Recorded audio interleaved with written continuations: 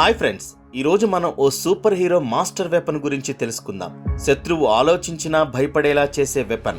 కిలోమీటర్ల దూరంలో నుండే శత్రు మిసైల్స్, ఫైటర్ జెట్లను గుర్తించి నేలమట్టం చేసే మిసైల్. మన దేశాన్ని గగనతలంలో రక్షించే అద్భుత కవచం. అదే S-400 ట్రయంఫ్. మొన్న పాకిస్తాన్ ఆపరేషన్ సింధూర్ దెబ్బతో ఉలిక్కిపడింది.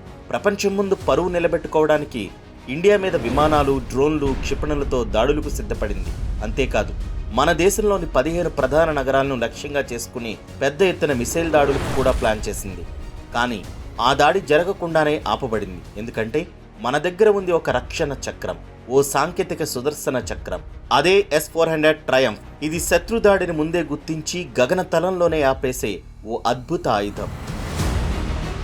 S-400 ట్రయంఫ్ అనేది ఒక అత్యాధునిక anti air craft missile defence system. దీనిని రష్యాలోని ఆల్మా సెంట్రల్ డిజైన్ బ్యూరో తయారు చేసింది.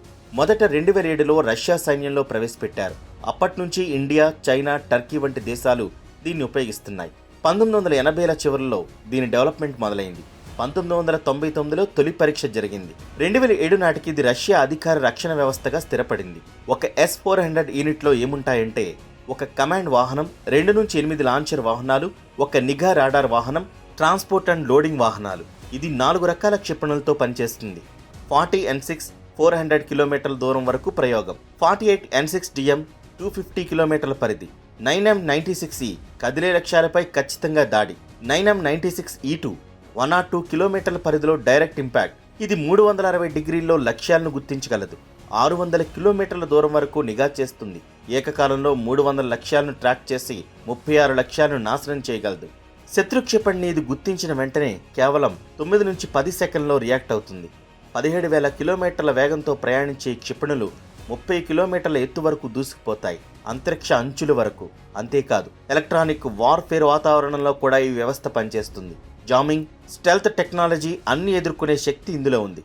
దీని ధర సుమారు $200 మిలియన్ ఒక్క యూనిట్కు. ఇందుకే 2017లో ప్రపంచంలో అత్యుత్తమ ఎయిర్ డిఫెన్స్ వ్యవస్థల్లో ఒకటిగా S-400ను గుర్తించారు. అయితే మనం ఈ వ్యవస్థను రష్యా నుండి కొనగానే అమెరికా అభ్యంతరం తెలిపింది.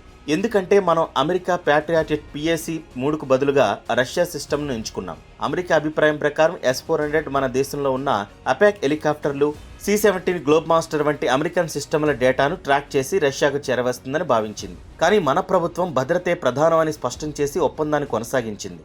2016 అక్టోబర్ 15న బ్రిక్స్ సమావేశంలో ఇండియా, రష్యా ఒప్పందం జరిగింది. దాని ప్రకారం $5.43 బిలియన్ అంటే సుమారు 35,000 కోట్లు ఖర్చు చేసి మనం 5 S-400 స్క్వాడ్రన్లను కొనుగోలు చేశాం. ఇప్పటికే 3 స్క్వాడ్రన్లు డెలివరీ అయ్యాయి. మిగిలిన 2 2025, 2026లో రావాల్సి ఉంది. ఇప్పుడు మన దేశ సరిహద్దుల్లో పంజాబ్, అరుణాచల్ ప్రదేశ్, పశ్చిమ బెంగాల్, చీనార్ కారిడార్ వంటి ప్రాంతాల్లో ఈ కవచం సిద్ధంగా ఉంది. చైనా స్టెల్త్ జెట్లైనా, పాకిస్తాన్ F-16లైనా ఇవి తాకేలోపే మన సుదర్శన చక్రం స్పందిస్తుంది. ఇటీవల పాకిస్తాన్ చేసిన యత్నాన్ని మన భారత సైన్యం తిప్పుకొట్టింది.